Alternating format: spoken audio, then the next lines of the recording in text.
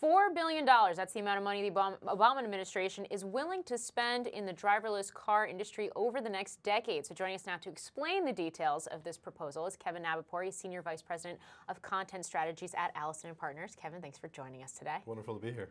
So let's talk about this $4 billion proposal. What is the government looking to potentially spend it on? What's the plan here? Well, it looks like they're investing $4 billion to get a team of regulators to look at the policies for driverless cars on a mainstream nationwide level. So with the federal government getting involved, you're going to get a lot more tight regulations around what driverless cars are going to have to institute when it comes to technology, how it's going to have to work state to state, and then what kind of pilot programs need to come out there to actually ensure safety so that everyone who has to sort of embrace this as an inevitability can feel comfortable about it.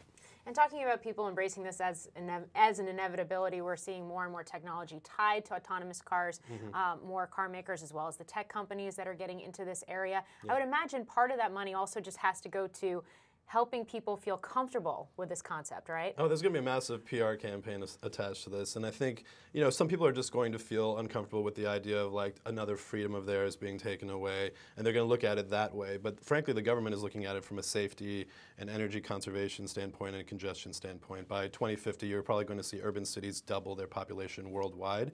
So that's going to lead to a lot of issues. So I think government has to play a role in figuring out what are the solutions around that. How do we reduce our energy dependency? How do we reduce fatalities associated with car crashes? I mean, just 32,000 alone last year is a big number, and I think people are trying to look at driverless cars as a method to that. I mean, look at Google. They've been doing this for a while now.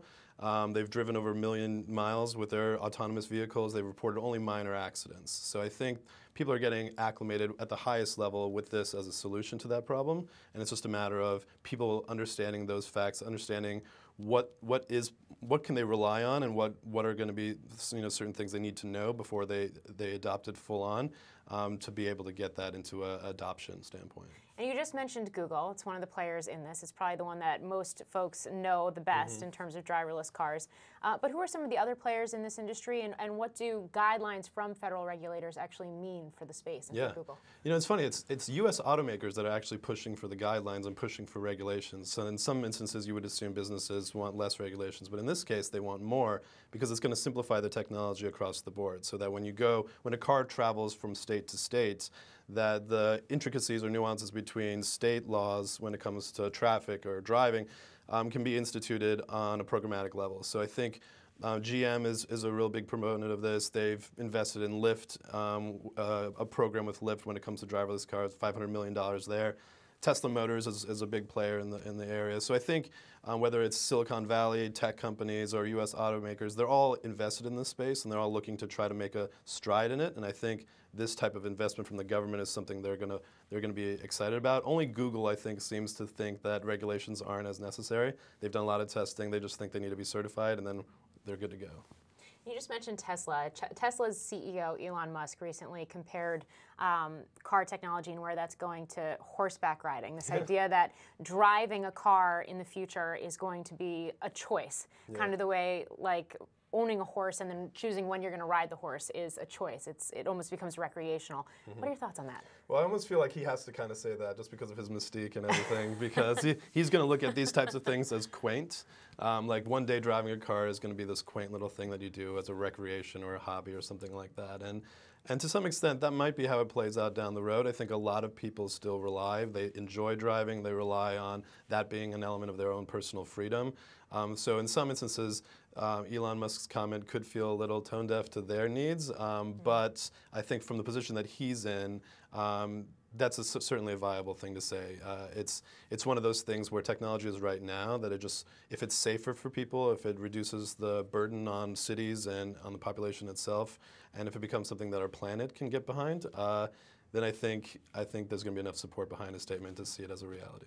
Yeah, and certainly I would imagine it's going to take several decades for driverless technology to really fully get adopted and to see a conversion on the road, especially with record auto sales. And that's the thing, like a lot of automakers are seeing the low price of gas and low interest rates as a boon to auto sales. So, you know, it's one of those things that it's going to take some time to happen. It's fun to talk about this type of stuff and prognosticate about the inevitability of it, but I think, you know, because of a lot of these market conditions, you're still going to see a healthy market for auto sales for the time being, but automakers do really need to learn about what they need to do to institute this and be prepared for it so that they're they're leading the world. Other countries are experimenting with this as well, and they have their own issues. So I think the United States is, through this investment, is looking at it as an opportunity to chart a new path for the entire world to follow. Yeah, well, Kevin Nabapur, thanks for joining us. Always great to speak with you. Thank you and having you here on set.